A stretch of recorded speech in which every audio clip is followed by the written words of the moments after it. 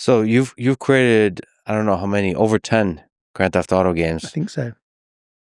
I have to ask, is it a little bit bittersweet to say goodbye to the Grand Theft Auto world and having to watch Grand Theft Auto 6 released? Or is it more excitement? What's the feeling? I think it's how would I describe it? Of course, it's all of the above.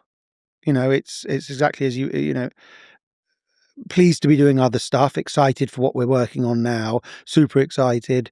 Of course, letting go of something I worked on it one way or another for like 20 odd years, and wrote on the last 10 or 11 that came out, wrote all of them, or, lead writer on all of them, whatever it was.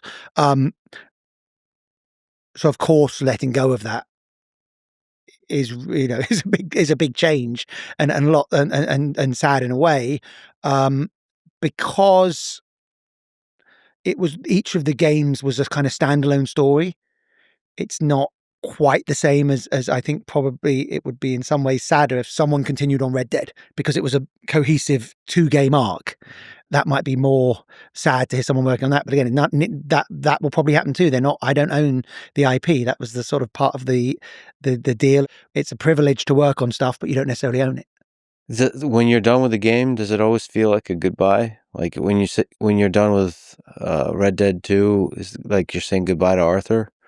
Like the characters you created, you're walking away. You kind of are saying goodbye to Arthur in the end of the game, even before the end of the game.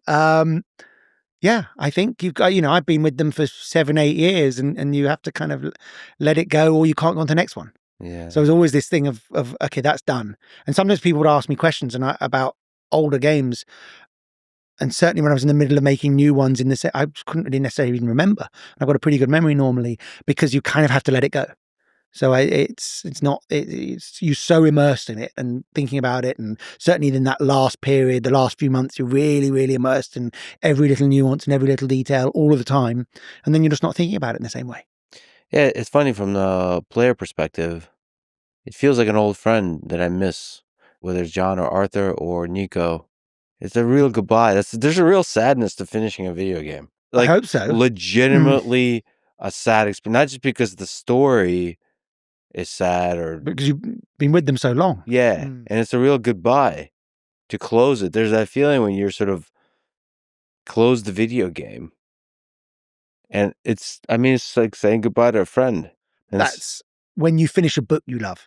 It's the same feeling. And I think that was something that we really, in the early days of Rockstar, really aspired to have, that where people would have that. It wasn't just the mania of clearing a level, but the feeling of saying goodbye to characters. I think that was something we really wanted to achieve in games that we didn't know was even possible. So to hear people say that is incredibly rewarding. Yeah, the end of On the Road by Kerouac, Forlorn Rags have grown old. I just remember closing that and thinking, what the fuck am I doing in this big world? It's a melancholic feeling, but there's nothing like that feeling. And you've achieved that. It's so rare in video games to be able to achieve that with Red Dead. And for me, it was Grand Theft Auto 4 with Nico.